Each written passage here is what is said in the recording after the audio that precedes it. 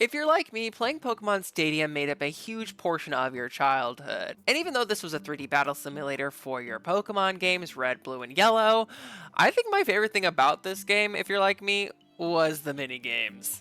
The minigames were just so much fun. They were a nice break from battling, playing with your friends, and even playing with the computer sometimes. And I honestly think Pokemon really needs to come out with their own version of Mario Party. Like, give us a Pokemon party. Pokemon, you're sleeping on a gold mine. Take my money. Actually, no. No. Send me a check for that idea, okay? Then I'll be happy. But let's be real. You clicked on this video for a reason. Some minigames are better than other minigames. In today's video, we're going to come to the conclusion of which minigames are the most iconic minigames in Pokémon Stadium. But before we get to today's ranking video, be sure to like, subscribe, and leave a comment telling me what your favorite minigames are. Which minigame do you think is the most iconic? Which minigame do you hate?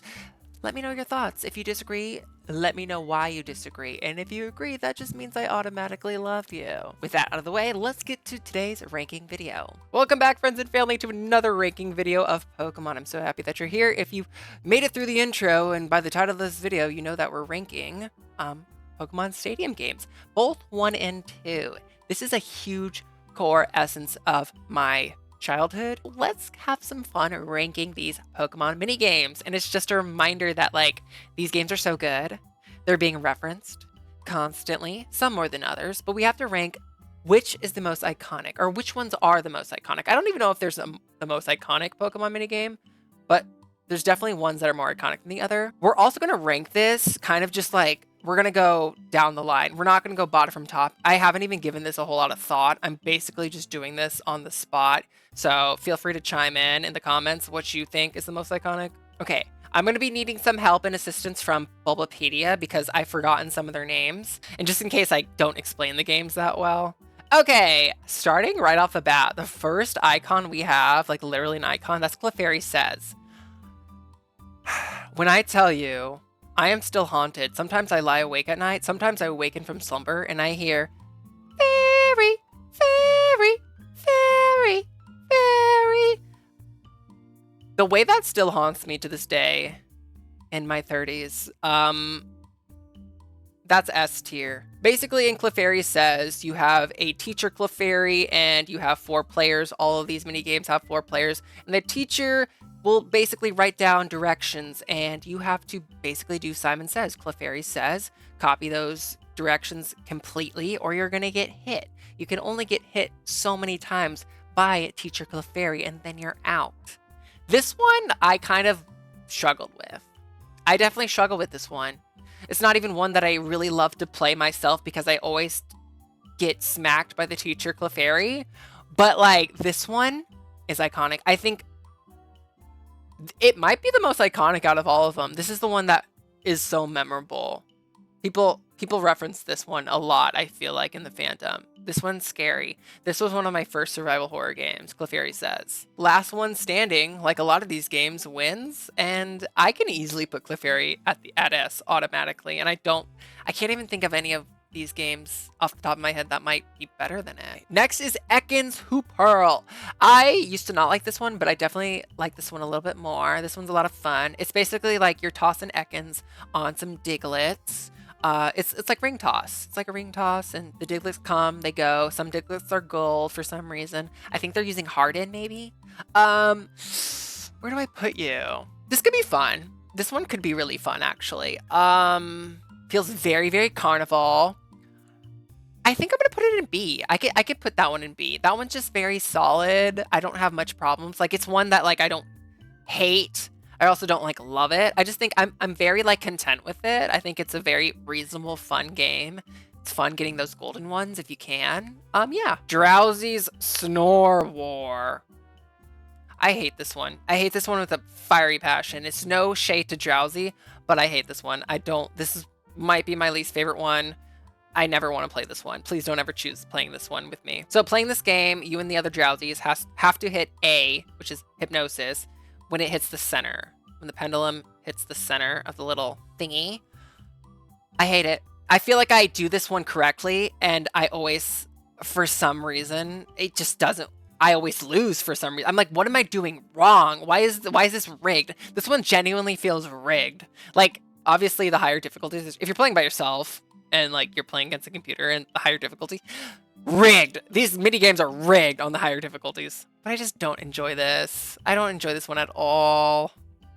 If you do, more power to you. So next is Rock Harden. You're basically playing as Kakuna and Metapod. Players must use Harden at the right time to avoid taking damage from incoming rocks, but using Harden also depletes stamina. Last man standing, last Pokemon standing. I was always happy to be Metapod personally because I'm a Butterfree kind of girl.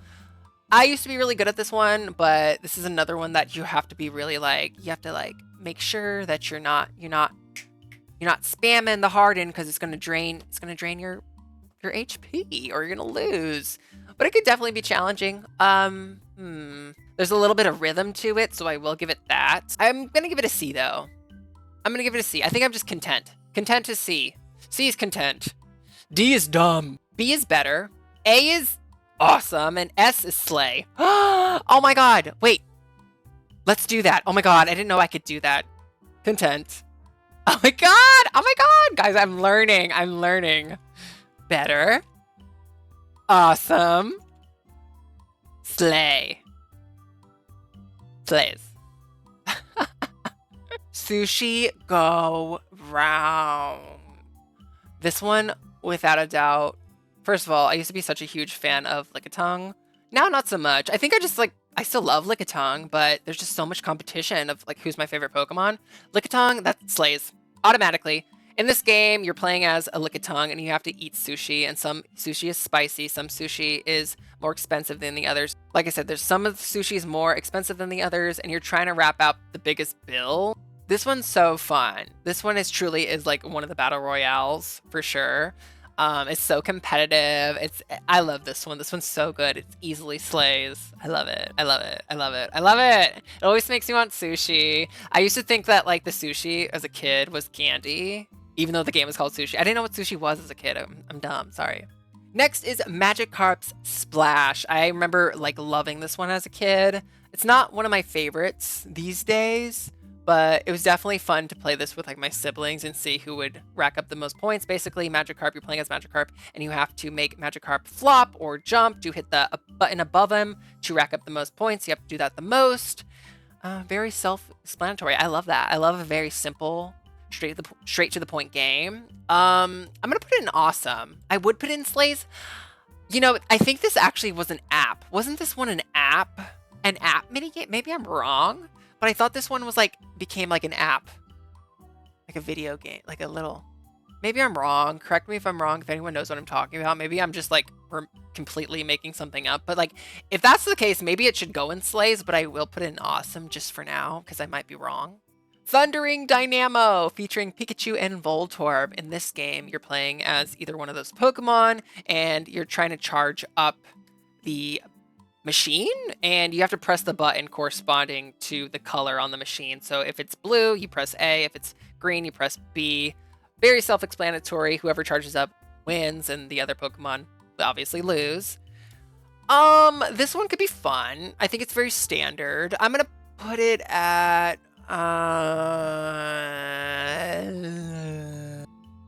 let's put it at content, just because I don't know how to feel about that one. And the final minigame of Pokemon Stadium 1, that is, what is it called? Run, Rattata, Run. D. D for dumb.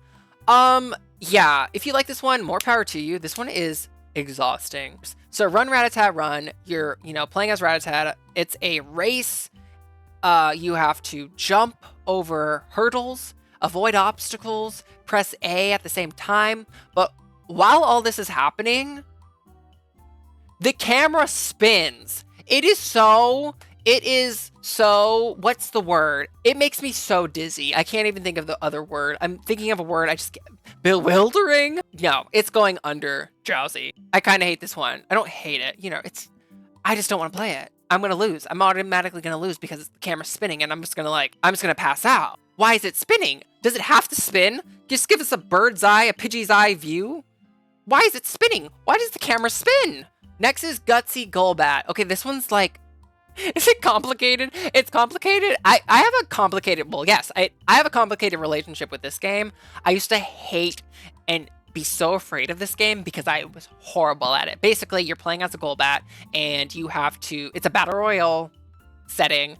You and the other Golbats have to fly, avoid obstacles, such as Magnemite, which will shock you. You have to collect hearts. These hearts are coming from a Jinx. But if you get shocked by a Magnemite, you lose your hearts and the other players can steal the hearts. And you know what? I used to hate it, like I said, but I actually have gone to really like this game. This game's a lot of fun. It is very competitive. It's always fun to see who comes out on top. I think I'm really happy that I have had a change of heart.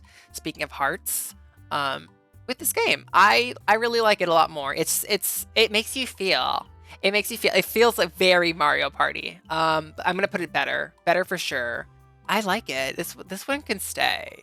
Now we're like the Pokemon Stadium 2 games. Let's be real, they were better than Pokemon Stadium 1 games for the most part. For the most part, like collectively, Pokemon Stadium 2 minigames were better. There were more to begin with. So, oh my God, wait! Oh my God, I missed a Pokemon Stadium game. Oh my goodness, sorry, Sandshrew.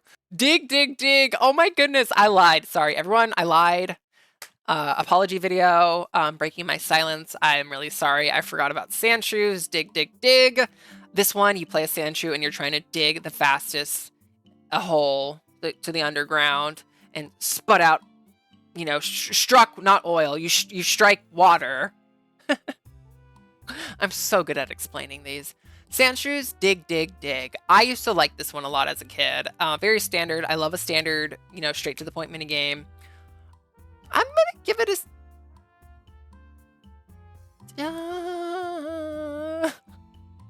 I'm gonna give it a content, just because, like, if I can't even think, if it's not an automatic, like, yes, then it's just gonna go in content. Sorry, Sandshrew, I'm so sorry I forgot about you. You're so adorable. But you're better than those. You're better than some games, let's be real. Topsy Turvy, featuring Hitmontop. You know how we feel about our tops. Another really good battle royale. You're playing as Hitmontop and you're trying to knock the other Hitmontop off the stage to get points. Kind of like Beyblade tops, Beyblade. Let it rip, let it rip. Now we know where Beyblade got its inspiration. Just kidding. That was a joke. Sorry, Beyblade fans. Better. Oh my God, I have a fun memory about this one. I remember specifically in elementary school, like I had a group of Pokemon friends and we would like reenact some of the mini games and we'd reenact this mini game. Oh my God. So silly. We were just stupid kids with imagination. Bring back imagination for kids. Yeah. Next is Clear Cut Challenge. Oh my goodness. Featuring Scyther and Pinsir. Okay, also, I didn't really mention this yet, but like what was cool about the Pokemon Stadium 2 games, why they're better, is also like you could actually play with your Pokemon from your games in the minigame. And sometimes in some of these Pokemon games, there's like secret Pokemon you can use, and like Scizor, for example, is one of those Pokemon in this minigame that you can use that you can't use without the transfer pack. A lot of people don't know that. This one's fun. This one's really fun. I like it. I think it's awesome. I'm going to put it above Magikarp. This one's a lot of fun because basically the whole scenario is that Spinarak raise logs for the Scyther or Pinsir to cut. They drop it, and basically there's a line on the log, and the Scyther and Pinsir have to cut the line as most accurately to get the most points. If you pass the line, you lose points. I think you get double points if you actually get it on the line, and it is like such a shot of serotonin if you do slice it right on the line. Oh, one of my best childhood moments. But yeah, that's an awesome game for sure. Furret's Frolic. Oh my gosh, this one was really fun. You play as Furret. You could also play Giraffe Rig. Fun fact, if you had a transfer pack with the Giraffe Rig on it, you could play with Giraffe Rig if you weren't aware. So you play as Furret or Giraffe Rig, and the whole point of this game is that a whole bunch of Pokeballs, Ultra Balls, Great Balls, Master Balls, they come into the screen, and you have to push the balls into the corner of your goal to score points. And obviously, like, the higher the ball, like if it's an Ultra Ball, it's more points than the regular Pokeballs. It can get competitive. This is another good one. I think it's really fun. I'm gonna put it at awesome. I think it's an awesome, fun game to play, and it's for it. Like, who doesn't love for it? Next is Barrier Ball. You play as Mr. Mime, and the whole point of it is that you're trying to use Barrier to score points. There's a Pokeball. It's kind of like Pong, like a 4-player Pong or tennis match. You're trying to use Barrier to deflect a Pokeball into other Mr. Mime's goals, and the player who gets the most goals by the end of the round wins. This one's fun. I think it's very standard. I'm gonna put it in better. Yeah, it's a solid game. It's a very solid game. I think I'm gonna put it yeah, right there at better. Kind of in the middle. It's in the middle, but it's not like mid, as the young kids say as an insult. Like, what's wrong with being in the middle? Pichu's Power Plant. This one is basically like an updated version of the Thundering Dynamo game from Pokemon Stadium 1. But I think it's a little bit better. You can play as Pichu, or if you have the transfer pack, you can be a Pikachu. It's basically just like Thundering Dynamo. You have to press the button of the corresponding color, but it's actually, this one's directional, so you have to go up, press up while pressing the button, or down, or right, or left, and obviously whoever gets the most charge wins. I think it's a little bit more fun and challenging than Thundering Dynamo, so we're gonna put it above it. So let's put it at, yeah, we'll put it there, just because it's a little bit more inventive than its predecessor. Yeah. Next is Rampage Rollout, and you play as Dawn Fan. I don't like this one. Sadly. As much as I love Dawn Fan, I'm a huge Dawn Fan stan. I don't like this one. What you're basically doing in this game is that you play as Dawn Fan. It's a racetrack, and whoever wins like 9 laps, who's ever the fastest around the map, you're going in a square lap all around. You get dust clouds. If you're like, it's kind of like Mario Kart. Like, if you're not in the lead, you get more dust clouds. If you're like bottom last, you get more dust clouds, and the dust clouds obviously can stun the other players. But I always just like, I feel like this one's a little rigged if you're playing with CPU opponents. I guess it's more fun. Some games are more fun if you're playing with human players instead of freaking rigged AI. I'm gonna put it at dumb though, just because like I don't like it. As much as I love Dawn Fan, like I said, I just still, after all these years, I still feel the same way about it. I just don't. No, when that one comes up, I'm just not that excited. I'm not even content. I'm just like, ugh. We want to talk about iconic games. Streaming Stampede. Is that one what it's really called? Streaming Stampede? According to Bulbapedia, Streaming Stampede. You play as Igglybuff or Clefairy, and the whole point of this game is to count all of the Pokemon that are seen coming down in a stampede. So, for example, it'll be like, count all the Slugma. So Slugma that appear, count them. Press A to count them. But sometimes more Pokemon other than Slugma will appear to try to throw you off. And then it gets chaotic. It's a lot of fun. This one's super fun to play with other human players. It's a game of kind of luck and chance, but also skill, because you have to be very observant to count all the correct Pokemon. Like, I think even like sometimes it'll be like Magnemite and Magneton will appear, and like you only have to count like the Magnemite. So like this game could be so shady, and for that I have to give it slays. This one's so good. Like, that's a slay minigame for sure. Absolutely. I always have fun with that. Even if I'm up against rigged opponents, like I will always have a good time playing that one. Yeah, that one's so much fun. I love that one. Next is Tumbling Togepi. Okay, so basically in this one, it's very similar to the Ratata, run, ratata, run. You're Togepi, and it's a race. You have to bring Togepi down the track, but this doesn't move. It doesn't move like run, ratata, run. And I think you can actually play as Almanite. According to Bulbapedia, which I did not know, you can actually play as Almanite in this one if you have the transfer pack. If you have Almanite in your PC, you can play as Almanite? I have to try that. But yeah, you have to avoid flowers, boulders, logs. There's also Diglett.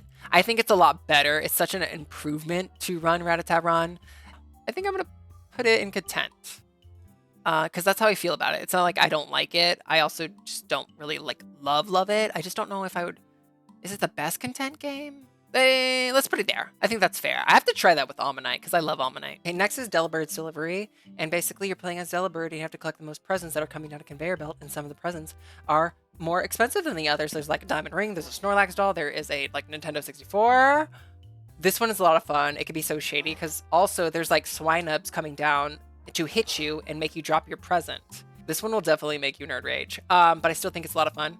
I'm gonna put it at awesome. I do think it's like a really fun game to do with friends and collect the best presents and steal the other presents. Like your friend sees a present and then you just steal it from them. It's so shady. It's so fun.